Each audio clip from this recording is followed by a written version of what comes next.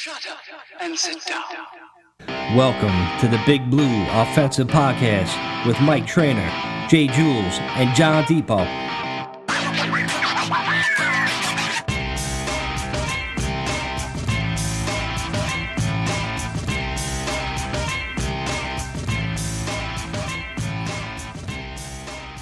Hey, what's up, Giants fan? Welcome to the BBO NYG Podcast. I'm Mike. That's Jules. He's back. That's John. Jules was calling me during the Giant game for some reason. He kept calling me. I'm like, he must be drinking. I'm not picking up this phone. It was an absolute disaster. I don't even want to talk about it on this episode, but I'll give a little tidbits of information. But fellas, I don't know, man. Season, it's dangling right now, man. It's on life support. It's dangling, and that's as generous a way as you could possibly put it. Not only was that as Giants a loss as you're going to see, period, stop, it's also one of those situations where whatever momentum they felt like they could have started to get with winning the other game and all that stuff, and then maybe being 3-4 or 3-5, whatever it was, and you look at it like Daniel Jones comes back, Andrew Thomas comes back, you know, maybe we have a good second half of the season and we could grab that last wild card spot. But not only did you just suffer a gut-wrenching loss, but it put that essentially out of reach, where now we're more or less kind of just playing out the string, and it's fucking horrific. Just to like, was it 50 seconds left in the game? And yeah, it's texting your friends that we already won, and then suddenly we lose. It's like, what? 99% fucking winning odds or whatever it was on ESPN, and then just magical fucking way to lose, as is the Giants' way. There's just, you know, we won two of the most improbable games of all time in Super Bowls 42 and 46, and still, you know, 15, 16 years later, we were paying the tax on that those Super Bowls. Just what it is. Listen, I don't even know what to say. At one point, I felt like I was watching a fucking bad high school football game, not even a good one. No. like that's how bad it got, dude. Yeah, hell yeah, it was drinking. What else is supposed to do with that fucking shit show? I mean, I got a question for you, Joe. Yeah, go ahead. I mean, what did you think? Because everybody's going around, oh, we should have let DeVito throw the ball. We should have let him throw. His first two picks were almost like a pick. You know, I was laughing. I was like, you can't let this guy throw against a Jet defense.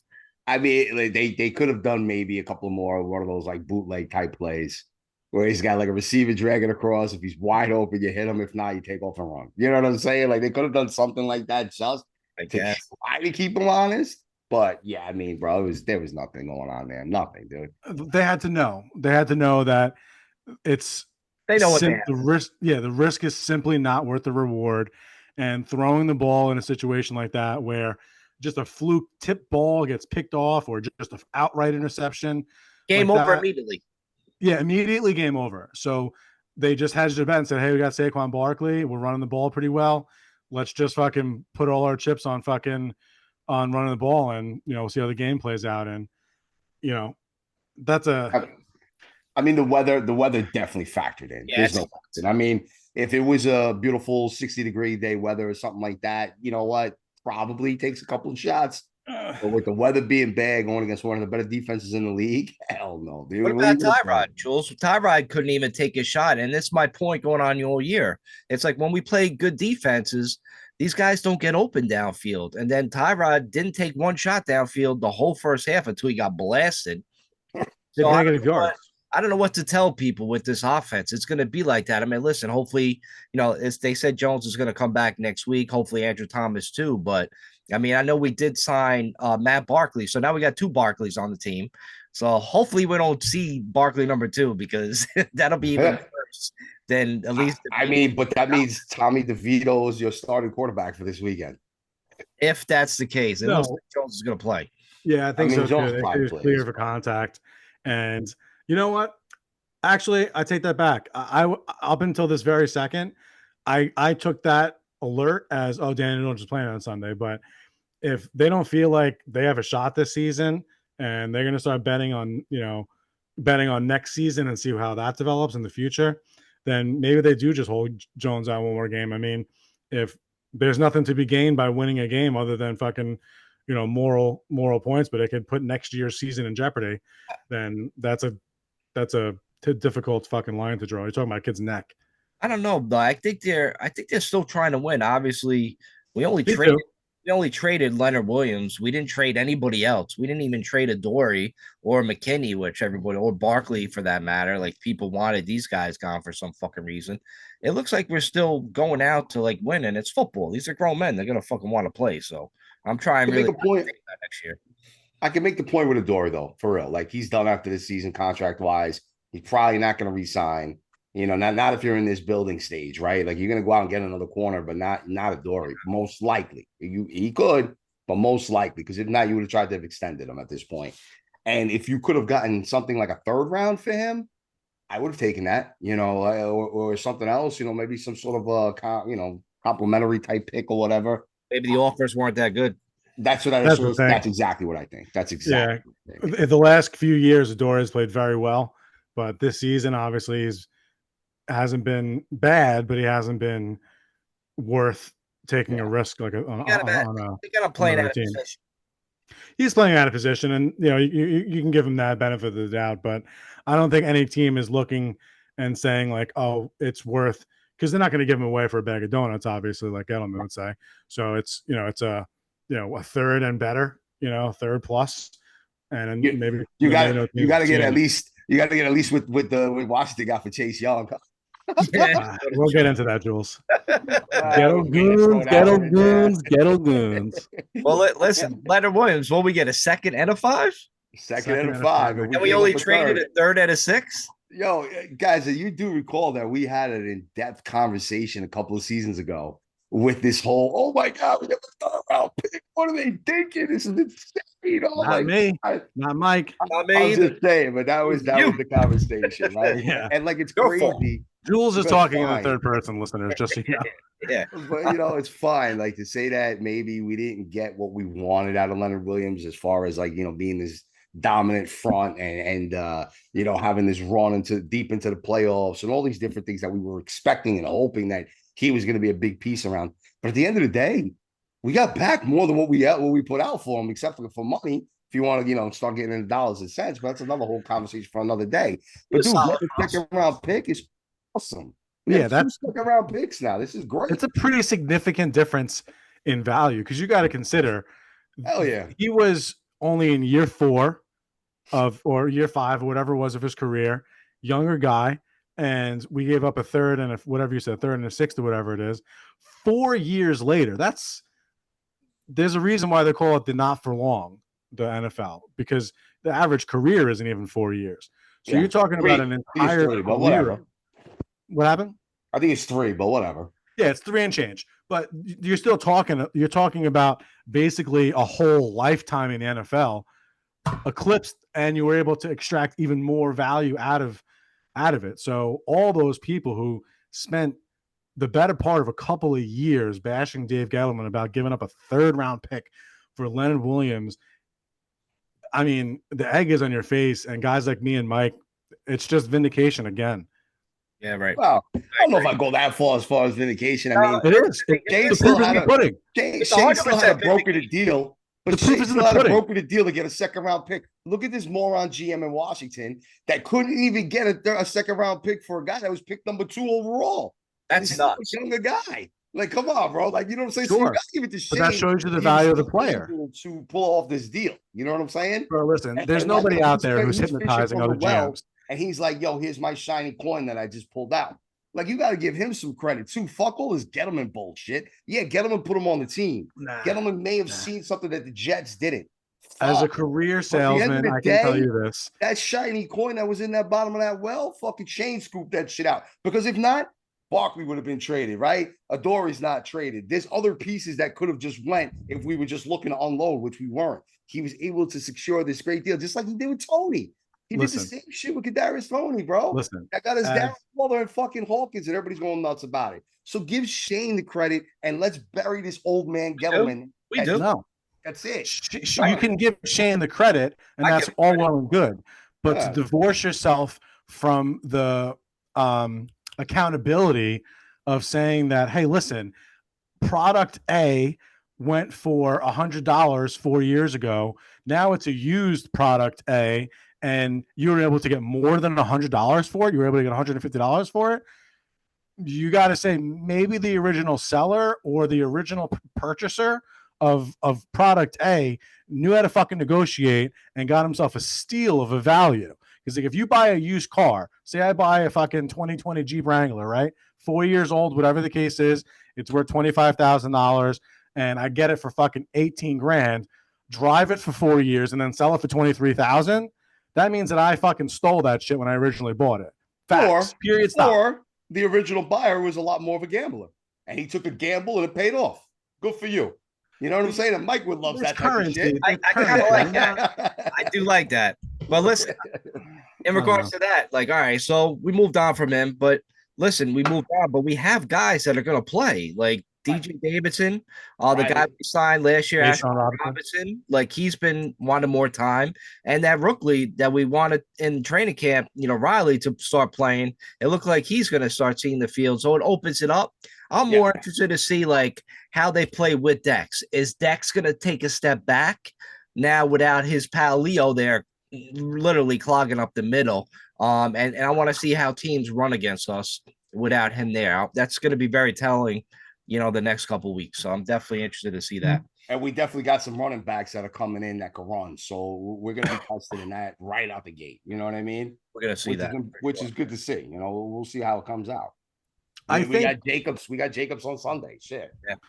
I think the previous analytics, I haven't really done as much homework as I've done in the past recently, obviously with everything going on. But I remember listening to different podcasts and like, you know, going through analytics and all that shit. And Dex with Leo on the field versus not on the field. It wasn't, you know, this tremendous chasm between where like Leo made Dex. It wasn't the case. So I don't know that I'm super worried about Dex. I think, you know, if he's not a 93 overall, maybe now he's an 88 without Dex there. That's a possibility, but he's still going to be a very good player. Yeah. Just to use a Madden reference. Listen, like I said, it's going to give us a lot more options going in the next season, which I think that at the very least, you can give Judge and Shane, you could give Joe Shane. I don't know why that slipped. That was a fucking fraud. Aaron Judge just won the Roberto. I guess what I was trying to say there was that, like, in the past, you saw what Judge tried to do where he just dragged shit on for way too long. At least this staff, this fucking GM, they pulled the fucking trigger and said, look, we can get a fucking steal right here and get this back. That's going to help us move forward. This season might be lost. This season might be lost, dude. We lost some games that we didn't win last year that we lost this year. And that's it. Now the reality's coming true. You can say the same down in Minnesota, right? Minnesota fought their asses off. And then all of a sudden now they lost fucking Kirk Cousins, right? And he's down. So now they got to bring in fucking Dobbs. They brought in fucking Dobbs from Arizona to go there. I mean, that's crazy. Like they now have to keep playing it out and hanging on, where the Giants are like, look, we're in this position. It's disappointing. We're sorry, but hey, we're going to show you that we're still thinking of next year. We're still thinking of the future. We're looking to still grow this thing. We're not going nowhere. We're not going to be one of these fucking coaching staffs and GMs that's going to be fucking out of here in 2 years. Yeah, tear everything down. And they showed some balls by putting that shit on the table and fucking doing that. And you got to give that up the table there with pulling the trigger on this trade, you know, and making it happen. Wink, everybody's in on it. I definitely, like I said, it might not be the season that we wanted. It could be very disappointing, but you know what? Could be. You know, it probably will be. Probably will. Well, listen, it's not over yet, guys, because the way our defense has been playing, our defense have shut down these teams: Buffalo, Washington, the Jets. I mean, the Jets had, you know, they got a terrible offense, but high school listen, the way the defense has been playing, now we got Garoppolo coming to town. He didn't look so good yesterday, and that's just another quarterback that's just going to get crushed by this Giants defense.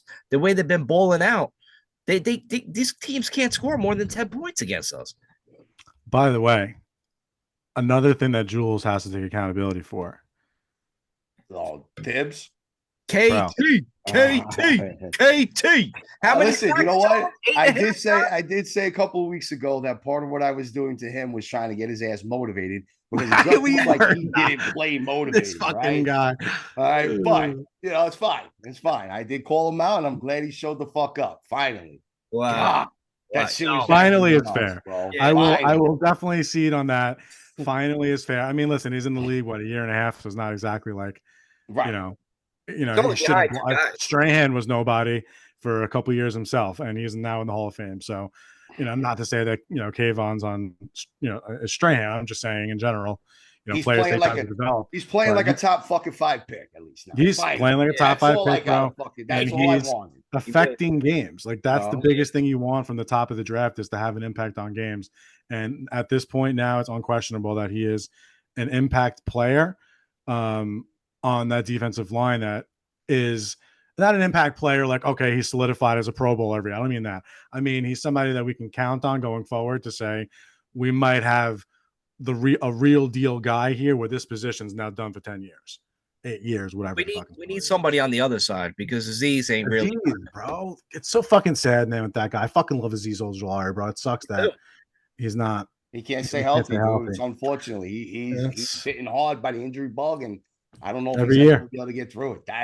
That's his problem because he would be a force, and those two could be wrecking shit on that line. But unfortunately, this dude just can't. He can't stay healthy, man. It sucks. We've seen it a million times throughout sports. You'll see it again. That's for sure. Unfortunately, most important. It just really sucks, man. It's fucking terrible. Most apparent, what was it, Mike? Most important ability is availability. Most important ability is availability. Yeah, I think that was Eli Manning's thing. He was always there. He always fucking played. It sucks. I mean, now Daniel Jones with obviously the neck injury, but it looks like he had like a left arm, lost a lot of strength. But again, another year he's hurt, and it kind of sucks. It really sucks that he's hurt again. That's not too good on his future. Being in a Giant uniform going forward, it's very concerning. But I gotta go with, the offensive line not protecting his ass. I mean, you can't afford to lose all 5 of your starting offensive linemen, not one guy, but all 5, and then 4 backups. It's almost unheard of, and it doesn't happen anywhere else. I never heard another football team lost all their offensive linemen and 4 starters, and three of them on IR already. And Andrew Thomas probably should have been on IR from week 1. I don't know why. For all intents and purposes, he was. He hasn't played a half a season. Yeah, I mean that's what it was. So it's like, Jules, your mic is on mute. That's just the way it is, man. Unfortunately, I mean, I know, Jules, like you text me, you don't want to hear about injuries anymore, but dude, that's nuts. You can't have 9 guys out of your offensive lineman. We had to pull a guy off his couch. I understand that, but it's like a broken record, Mike, at this point. We've had the same conversation for like 4 years straight, dude.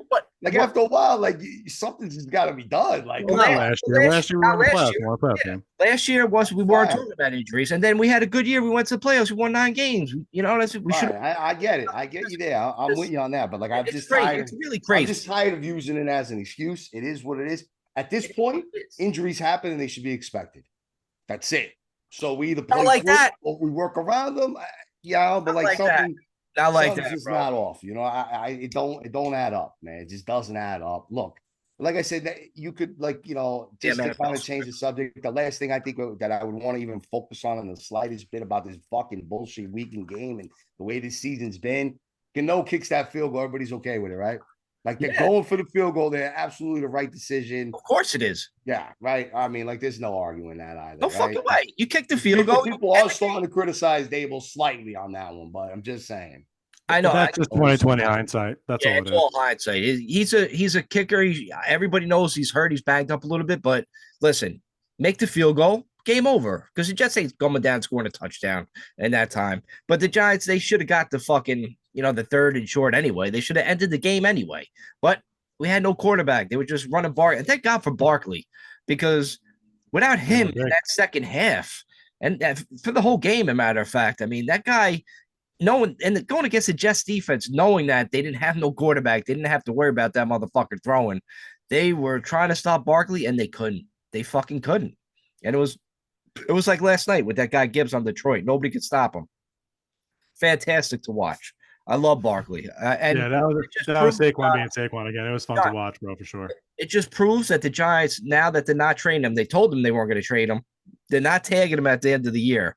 They pretty much had a secret deal going on behind doors where they promised him not going to tag him. They're going to work out an extension for that dude. That dude's staying here as a Giant. He's not going anywhere. Saquon if he plays on another team, it'll be in the last season of his career somewhere, not anytime soon. It'll be at least 3 or 4 years from now. We'll have seen an entire presidential election and going into a second one before Saquon Barkley's on a Giant. So, but Barkley's what, 26 now? Might be. He's 26, but he doesn't have as much wear and tear on him. 27 going into next season. But my point is this: he's not signing a long-term deal. Mostly going to give him like 2 years guarantee with a 3-year contract. Yeah, it'll probably be a show me 4-year contract with options to get out of after year 2 and year 3, and it'll be probably. Well, most running backs got 3 years. The good ones. So you got to kind of give them that, that kind of deal. 3 or 5 usually, but look. Yeah, 5's a lot. I mean, 5 is a lot. 5 is a lot for any position. What are we paying him? What are we paying him? 14? 14? Probably like second. What's $1 million or $2 million between friends? Who cares? Pay him. Pay the man. He'll be back. Jesus. But anyway, all right, you guys. Moving on from that shit. Want to just take a break and go to the picks and get it over with? Yep, might as well. All right, here we go. All right, guys, we'll be right back on the Big Blue Offensive Podcast. All right, we are back on the BBO NYG Podcast. I'm Mike. That's John. Jules is back from Barcelona. Oh, good times, man. Let me tell you, I actually saw a match out there.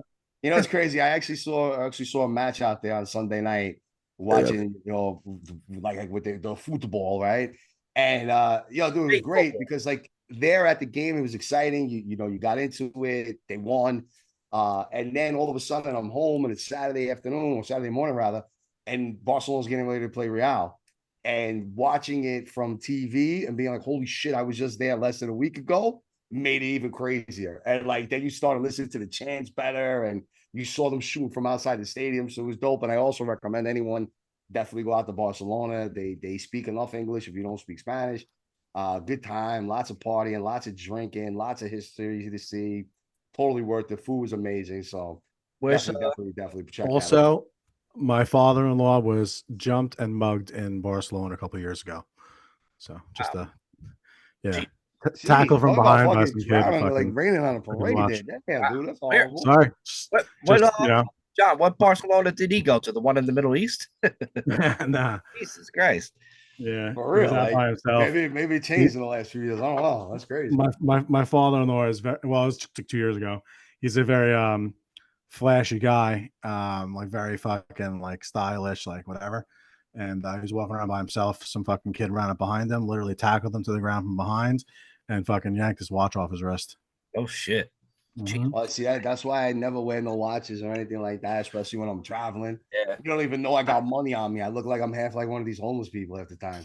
You gotta dress homeless if you want to go to another country to stay safe. So if you're gonna take anything out of this podcast, take that advice. All right, let's do these picks, fellas. I mean, what else we got going on? I mean, hey, see how long it takes. It's 8:22. Anyway, right? Here we go. Pittsburgh Thursday night game at Pittsburgh. Pittsburgh's minus 2.5. Mitch Trubisky time against Tennessee with what's his name? The quarterback. Levi. Will Levy. Will Levitz. The guy from I don't know it's an S at the end, but whatever.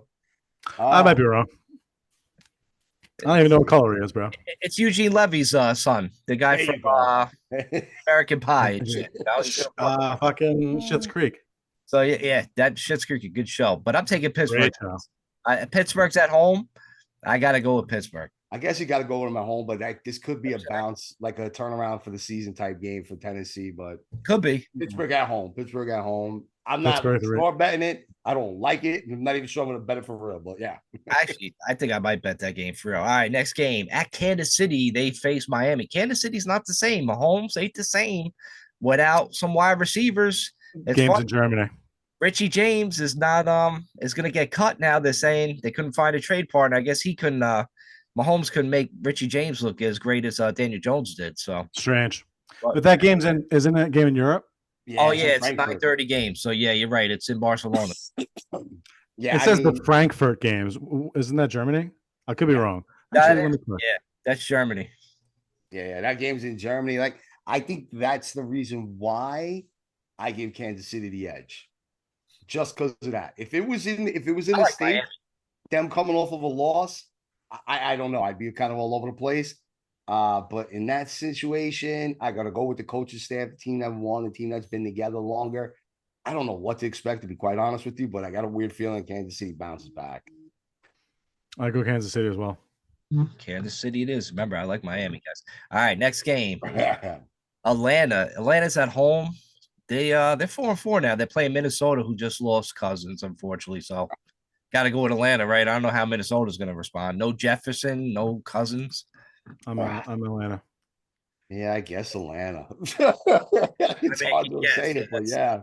For like 10 years, we'll be like, oh, Atlanta sucks. Now all of a I sudden, know. And all of right. a sudden, you got to respect them a little. Like, what? Fuck that. All right, next game, Baltimore. In Baltimore, they're playing Seattle. Baltimore is going against Leonard Williams' new team, and Baltimore's favored by 5.5. They're not going to be able to run on Seattle with fucking Leo there, big cat. So I gotta go with Seattle. Get the points. I'll take the points. I'll definitely take the points there. Seattle can't go out and make a big trade like that and then put up a fucking goose egg against Baltimore on the following weekend. They got to play with their asses off. That's why I'll take the points, because we're getting what, 5.5? 5.5. I'll take it there. Yeah, me too. I actually take that as a key bet. Actually, I like that one a lot. All right, next game, the Saints. I like this game a lot. Saints are minus 7.5 against the Bears, going against that rookie quarterback. I mean, Bears are done, fellas. They're gonna go for even though, but didn't they make a trade for Sweats out of Washington? They did. Whoa, wait. Washington traded Montez Sweat and Chase Young? Yep. Yeah, both, John. Oh, they at least got a second round for Sweats.